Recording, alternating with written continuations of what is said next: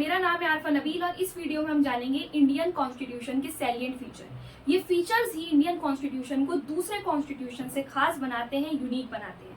आइए समझते हैं salient features of Indian constitution. तो पहला है lengthiest written constitution. Constitution written में लिखने की जो शुरुआत की थी वो की थी अमेरिका ने, और अमेरिका के कॉन्स्टिट्यूशन में सिर्फ 7 आर्टिकल्स लिखे गए थे। वहीं इंडिया का सबसे लंबा कॉन्स्टिट्यूशन है और इंडियन कॉन्स्टिट्यूशन में ओरिजिनली 395 आर्टिकल्स, 22 पार्ट्स और 8 स्केड्यूल्स लिखे गए थे। अगर बात करें इतना लंबा कॉन्स्टिट्यूशन क्यों है, तो इसका पहला रीजन है यहाँ की डाइवर्सिटी। इंडिया में इतने तरह के रिलीजन, कास्ट, रेसेस हैं कि उनके लिए एक ही कॉन्स्टिट्यूशन बनाया गया है, अलग अलग नहीं। दूसरा है single constitution for both union और स्टेट।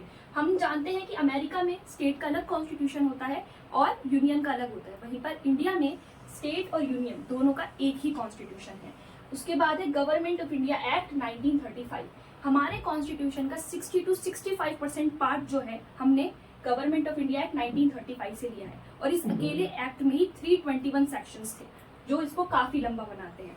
उसके बाद है डोमिनेंस ऑफ लॉ। हमें पता है कॉन्स्टिट्यूएंट असेंबली में जो मेजर मेंबर्स थे जैसे जवाहरलाल नेहरू, डॉक्टर अंबेडकर, ये जब लॉयर्स थे, इन्होंने हर प्रोविजन को, हर आर्टिकल को बहुत ज्यादा डिटेल में लिखा है। उसके बाद है अडॉप्ट फ्रॉम वेरियस सोर्सेज। हम जानते हैं कि इंडियन कॉन्स्टिट्यूशन को हमने कई सोर्सेज से अडॉप्ट किया है, जैसे फंडामेंटल राइट्स हमने अमेरिका से सीख के लिए हैं, डायरेक्टिव प्रिंसिपल ऑफ स्टेट्स हमने कहाँ से लिया, आयरिश कॉन्स्टिट्यूशन से लिया। इस वजह से कई कॉन्स्टिट्यूशन को अडॉप्ट करके हमने इंडियन कॉन्स्टिट्यूशन बनाया है, जो इसको काफी लेंथी बनाता है। दूसरा फीचर है blend of rigidity and flexibility. Indian constitution जो है वो रिजिडिटी और फ्लेक्सिबिलिटी का मिक्सचर है। रिजिडिटी मतलब रिजिड कॉन्स्टिट्यूशन वो कॉन्स्टिट्यूशन होता है जिसको चेंज करना बहुत ज्यादा मुश्किल होता है, उसके लिए एक स्पेशल प्रोसीजर की जरूरत पड़ती है। वहीं अमेरिका कॉन्स्टिट्यूशन जो है वो एक रिजिड कॉन्स्टिट्यूशन का एग्जाम्पल है। यहाँ पर आज तक सिर्फ 27 अमेंडमेंट्स ही हुए हैं। अब वो कॉन्स्टिट्यूशन जो आसानी से चेंज हो सकता है, जिस तरह एक ऑर्डिनरी लॉज बनते हैं उस तरह से अमेंडमेंट हो जाती है, तो इसका एग्जांपल है ब्रिटेन, और इसी वजह से इसको अनरिटन कॉन्स्टिट्यूशन भी कहा जाता है। अनरिटन कॉन्स्टिट्यूशन वो कॉन्स्टिट्यूशन कहलाते हैं जो आसानी से, बहुत ज्यादा आसानी से चेंज किए जा सकते हैं। अगर बात करें इंडियन कॉन्स्टिट्यूशन की, तो इंडियन कॉन्स्टिट्यूशन इन दोनों का ही ब्लेंड है। इंडियन कॉन्स्टिट्यूशन में कुछ चीजें तो ऐसी हैं जो बहुत आसानी से सिंपल मेजोरिटी से क्या हो सकती है, अमेंडमेंट हो सकता है जिसमें, बल्कि कुछ चीजें आर्टिकल 368 बताता है, कुछ प्रोविजंस ऐसे हैं जिसमें सिर्फ और सिर्फ special majority plus ratification of half number of states के बाद ही उसमें अमेंडमेंट हो सकता है। मतलब जब तक हाफ स्टेट जो है हमारे इंडिया के वो राजी ना हो और स्पेशल मेजोरिटी जो हो हाउस की वो ना मिले, जब तक चेंज नहीं हो। तीसरा फीचर है फेडरल सिस्टम विद यूनिटरी बायस। ना ही तो इंडिया ट्रूली एक फेडरेशन है और ना ही इंडिया पूरी तरीके से यूनिटरी सिस्टम पे चलता है। इंडिया इन दोनों का ही ब्लेंड है। तो फेडरल फीचर्स इंडिया ने कौन से लिए हैं, 2 गवर्नमेंट सिस्टम, मतलब यूनियन के बीच में पावर डिस्ट्रीब्यूशन और स्टेट के बीच में। दूसरा है रिटन कॉन्स्टिट्यूशन। हमारे इंडिया का पता है आपको, कॉन्स्टिट्यूशन जो है वो रिटन है और लेंथीएस्ट भी है। Supremacy of constitution. इंडिया का जो कॉन्स्टिट्यूशन है वो सबसे सुप्रीम है, जुडिशरी से भी सुप्रीम है। उसके बाद इंडिपेंडेंट जुडिशरी। इंडिया में हम देखते हैं कि जुडिशरी जो है वो इंडिपेंडेंट है, किसी भी एग्जीक्यूटिव या किसी भी लेजिस्लेचर के अंडर नहीं आती है। जुडिशरी अपना कोई भी डिसीजन इन दोनों से फ्री होकर लेती है। By cameralism. हमें पता है कि हमारा जो पार्लियामेंट है उसके कितने हाउसेज होते हैं, 2। एक होता है लोकसभा और एक होता है राज्यसभा। ये भी एक क्या है, फेडरल फीचर है। इसके बाद अगर हम बात करें यूनिटरी फीचर्स की, तो इंडिया के कॉन्स्टिट्यूशन में यूनिटरी फीचर है स्ट्रॉन्ग सेंटर। कहीं ना कहीं हमें ये बात पता है कि इंडिया के कॉन्स्टिट्यूशन में सेंटर को ज्यादा प्रोविजन दिए, जैसे रेसिडुअल पावर्स भी किसके पास है, सेंटर के पास। उसके बाद देखते हैं concept of single citizenship. India में सिंगल सिटीजनशिप होती है। यहाँ पर ऐसा नहीं होता कि स्टेट का नागरिक आप अलग है और यूनियन के नागरिक अलग है। ये हमें कॉन्सेप्ट अमेरिका में देखने को मिलता है। अमेरिका में क्या होता है, आप स्टेट के नागरिक अलग से होते हो और आप यूनियन, पूरे अमेरिका के नागरिक अलग से होते हो। सिंगल कॉन्स्टिट्यूशन है फॉर बोथ, यूनियन के लिए भी और स्टेट के लिए। ये फीचर भी क्या है, यूनिटरी सिस्टम का फीचर है। गवर्नर बाय यूनियन, मतलब आपको पता है कि हर स्टेट का एक गवर्नर होता है या फिर एडमिनिस्ट्रेटर होता है, तो वो कौन चुनता है, हमें पता है हर स्टेट का जो गवर्नर होता है वो सेंट्रल गवर्नमेंट के द्वारा अपॉइंट किया जाता है, ठीक है। और ऑल इंडिया सर्विसेज, ये फीचर भी यूनिटरी सिस्टम में आता है। इस वजह से इसको क्या कहते हैं, क्वासी फेडरल कहते हैं। और ये किसने बोला था, वियरे ने बोला था।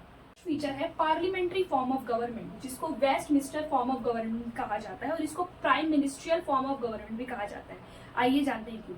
पार्लियामेंट्री फॉर्म ऑफ गवर्नमेंट में हम देखते हैं एक नॉमिनल हेड होता है, एक रियल हेड होता है। नॉमिनल हेड मतलब नाम मात्र का हेड, जो होते हैं हमारे प्रेसिडेंट, और यहाँ पर एक रियल हेड होता है जिसके पास सच में सारी पावर्स होती हैं, जो वो यूज भी करते हैं, वो होते हैं प्राइम मिनिस्टर। मतलब प्रेसिडेंट की जितनी भी पावर्स हैं वो प्रेसिडेंट किसके कहने पर यूज करता है, प्राइम मिनिस्टर और उसके कैबिनेट के कहने पर। उसके बाद देखते हैं हम यहाँ पर मेजोरिटी पार्टी रूल होता है। मतलब पार्लियामेंट्री सिस्टम का एक फीचर ये है कि जो पार्टी 273 प्लस मार्क लोकसभा में क्या करती है, क्रॉस करती है, वही पार्टी जो है हम देखते हैं कि वही पार्टी लोकसभा में सरकार बनाती है। उसके बाद पीएम लीडरशिप हम यहाँ पे देखते हैं कि ज्यादातर जो असली पावर जो है, हमारा असली पावरफुल पोस्ट जो है इंडिया की सबसे ज्यादा, वो है आपकी प्राइम मिनिस्टर। उसके बाद हम देखते हैं जो एग्जीक्यूटिव होते हैं वो किसके लिए रिस्पॉन्सिबल होते हैं, लेजिस्लेचर के लिए रिस्पॉन्सिबल होते हैं। तो ये कुछ फीचर्स है पार्लियामेंट्री फॉर्म ऑफ गवर्नमेंट के। उसके बाद नेक्स्ट फीचर है फंडामेंटल राइट्स। ये तो सबसे इंपॉर्टेंट फीचर है हमारे कॉन्स्टिट्यूशन का फंडामेंटल राइट्स। तो ये हम देख सकते हैं कि हमारे आर्टिकल 12 से लेकर आर्टिकल 35 तक फंडामेंटल राइट्स का जिक्र है। उसके बाद अब देखते हैं कि फंडामेंटल राइट्स होते क्या है। तो फंडामेंटल राइट्स एक इंसान के डेवलपमेंट के लिए बहुत ज्यादा जरूरी है। इसके बिना एक इंसान जो है वो अपना विकास, अपना डेवलपमेंट पूरी तरीके से नहीं कर सकता। सोसाइटी के लिए, पॉलिटिकल एम्स के लिए फंडामेंटल राइट जो होते हैं जरूरी होते हैं। ठीक है, तो ये हमें प्रोटेक्ट करता है किससे, कोई भी ऐसा लॉ जो सरकार बनाती है जो किसी इंसान की स्वतंत्रता के, फ्रीडम के खिलाफ है, तो यहाँ पे फंडामेंटल राइट्स जो है इनको बचाते हैं। ये जस्टिसिबल होते हैं नेचर में, मतलब आप इसके लिए सुप्रीम कोर्ट जा सकते हैं, न्याय मांग सकते हैं और सुप्रीम कोर्ट जो है इसके लिए रिट्स जारी करता है और आपके फंडामेंटल राइट्स को जो है वो प्रोटेक्ट करता है। नेक्स्ट फीचर है directive principle of state policy. ये वो प्रिंसिपल होते हैं जो सरकार से आशा की जाती है कि जब वो कानून बना रहे हो तो इन प्रिंसिपल्स का ध्यान रखें, इनको लागू करने की ज्यादा कोशिश करें। इससे समाज में सोशल डेमोक्रेसी और इकोनॉमिक डेमोक्रेसी को प्रमोट करने में मदद मिलती है। अगर बात करें तो ये हमारे कॉन्स्टिट्यूशन के पार्ट 4 में है और ये इससे आशा की जाती है कि इससे वेलफेयर स्टेट की स्थापना, एक ऐसा स्टेट जहाँ पे सरकार जो है लोगों के लिए काम करे। नॉन जस्टिसेबल होते हैं, मतलब आप इसको लागू कराने के लिए कोर्ट नहीं जा सकते। उसके बाद बात करें, नेक्स्ट फीचर है हमारा फंडामेंटल ड्यूटीज। मतलब हमारे कॉन्स्टिट्यूशन में फंडामेंटल राइट्स के साथ साथ फंडामेंटल ड्यूटीज भी दी गई हैं। अगर आपके पास अधिकार हैं तो आपका ये कर्तव्य भी है कि आप दूसरे के अधिकारों की इज्जत करें। देश के प्रति प्यार बढ़ाने के लिए हमने ये ड्यूटीज जो है ऐड की थी कॉन्स्टिट्यूशन में। तो पहले हमें पता है, पहले ये 10 थी और ये 42nd अमेंडमेंट के बाद ऐड करी गई है। ओरिजिनली हमारे कॉन्स्टिट्यूशन में फंडामेंटल ड्यूटीज नहीं थी। ठीक है, तो यहाँ पर हम देखते हैं कि 11 फंडामेंटल ड्यूटीज है, आपको याद रखनी है टोटल। पहले 10 थी, 86 कॉन्स्टिट्यूशनल अमेंडमेंट के बाद इसमें एक और ऐड कर दी गई थी। उसके बाद एक और जो फीचर है हमारे कॉन्स्टिट्यूशन का सैलिएंट फीचर, वो है universal adult franchise. Universal adult franchise का कहता है कि हर इंसान भारत का वोट दे सकता है, चाहे तो किसी भी रिलीजन का हो, किसी भी रेस का हो, किसी भी कास्ट का हो, किसी भी कलर का हो, इससे कोई लेना देना नहीं है, वो वोट दे सकता है। पहले जो उम्र थी, हाँ कुछ चीजें हैं जी, अगर वो दिवालिया हो तो वो वोट नहीं दे सकता। अब ठीक है, तो हम यहाँ पे देखते हैं कि पहले जो उम्र थी वो कितनी थी, 21 साल। उसके बाद 61st कॉन्स्टिट्यूशनल अमेंडमेंट हुई और हम ये देखते हैं कि इसकी एज कितनी कर दी गई, 61st कॉन्स्टिट्यूशनल अमेंडमेंट के बाद 80। अब 18 साल का जो इंसान है वोट दे सकता है। नेक्स्ट फीचर है सिंगल सिटीजनशिप। अमेरिका में जैसे आप स्टेट के नागरिक अलग होते हो और यूनियन के नागरिक अलग होते हो, पर इंडिया में आप पूरे भारत के ही नागरिक माने जाते हो, ना कि किसी पर्टिकुलर स्टेट के। तो यहाँ पर सिंगल सिटीजनशिप का कॉन्सेप्ट चलता है और इसके जो प्रोविजंस हैं आर्टिकल 5 to 11 में मिलेंगे, जो आपके पार्ट 2 में है। उसके बाद नेक्स्ट फीचर है इंडिपेंडेंट बॉडीज। हमने सारी ताकतें, सारी पावर्स लेजिस्लेचर, एग्जीक्यूटिव, जुडिशरी को ना देकर कुछ हमने इंडिपेंडेंट बॉडीज भी बनाई हैं जो इन सब पर नजर रखती हैं। तो वो बॉडीज कौन सी हैं? सबसे पहले तो इलेक्शन कमीशन। इलेक्शन कमीशन, जब इलेक्शन होते हैं हमारे स्टेट में लोकसभा के, हम देखते हैं तो उस टाइम पर इलेक्शन कमीशन जो है उन इलेक्शंस को क्या करता है, कंडक्ट कराता है। सीएजी ऑडिटर जनरल की जो पोस्ट है, union public service commission, state public service commission, ये कुछ ऐसी बॉडीज हैं जो इंडिपेंडेंट है बिल्कुल सरकार से। ये काम हमने इंडिपेंडेंट बॉडीज को दिए हैं, जैसे सिविल सर्वेंट्स जो है, चुनने का अधिकार जो है उसको दिया हमने यूपीएससी को। उसके बाद हम देखते हैं इंडिया के अंदर हम देखते हैं 3 टायर गवर्नमेंट चलती है। 3 टायर गवर्नमेंट अभी तो हमने पढ़ा था कि यहाँ पर जो पावर्स हैं वो स्टेट और हमने यूनियन में बांटी हैं, पर हम देखते हैं कि 73rd और 74th कॉन्स्टिट्यूशनल अमेंडमेंट के बाद जो 1992 में हुई थी, उसके बाद हमने यहाँ पर एक और लेवल की सरकार जोड़ दी थी, जो कि लोकल गवर्नमेंट। मतलब जो लोकल छोटे छोटे मुद्दे होते हैं, जैसे सड़क बनवाना, कुएं बनवाना, जो अर्बन एरियाज के छोटे छोटे मुद्दे होते हैं, उन सब के लिए हमने एक लोकल गवर्नमेंट बनाई थी, जिसका नाम था रूरल एरियाज में जो थी वो कौन सी थी, पंचायत, और अर्बन एरियाज में क्या बनाई गई थी हमने, म्यूनिसिपैलिटीज। तो ये आपको याद रखना है कि इंडिया में 3 टायर गवर्नमेंट फीचर है सेक्युलर। इंडियन स्टेट जो है, इंडिया जो है वो एक सेक्युलर कंट्री है, और ये 42nd कॉन्स्टिट्यूशनल अमेंडमेंट के बाद ये वर्ड हम प्रियम्बल में जुड़ता हुआ दिखता है। पर क्या इससे पहले अब इंडिया जो था वो सेक्युलर नहीं था? अगर आप हमारे कॉन्स्टिट्यूशन का आर्टिकल 14, 15 देखें, 16 देखें, आर्टिकल 25 to 28 देखें, तो कहीं ना कहीं ये सब आर्टिकल जो इक्वालिटी की बात करते हैं, चाहे तो वो कोई भी धर्म का हो, रेस का हो, किसी भी कम्युनिटी का हो। तो सेक्युलरिज्म से हम ये देखते हैं कि सभी धर्म भारत में बराबर हैं, कोई भी धर्म किसी भी धर्म से बड़ा नहीं है, ना ही कोई भी धर्म किसी धर्म से छोटा है।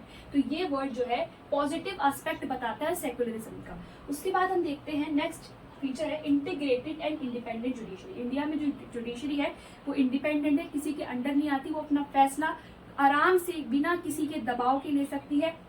इस वजह से जो जजेस का जो टेनर है और उनको हटाने का जो प्रोसीजर है वो बहुत मुश्किल बनाया गया है, ताकि वो खुले तौर से अपने फैसले ले सकें। और इंटीग्रेटेड जुडिशरी आपको देखने को मिलती है, मतलब सबसे ऊपर आपको सुप्रीम कोर्ट मिलेगा, higher court, district court, subordinate court जो है वो इसके नीचे मिलेंगे, लोअर कोर्ट्स आपको इसके नीचे मिलेंगे।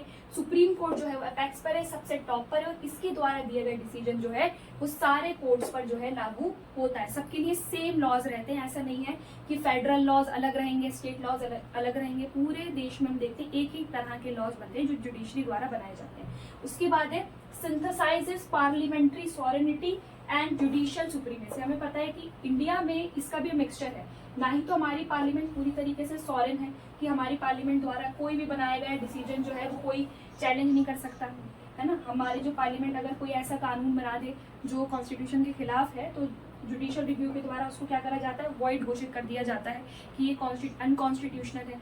ठीक है, जो जुडिशियल सुप्रीमेसी क्या मतलब, अगर हम ये देखते हैं कि इंडिया में जुडिशरी बहुत सुप्रीम है। अगर कोई भी ऐसा कानून बनता है या कोई भी ऐसा पॉलिसी बनती है, कुछ भी ऐसा काम होता है लेजिस्लेचर के द्वारा जो कॉन्स्टिट्यूशन के खिलाफ है, तो उसको रद्द कर दिया जाता है।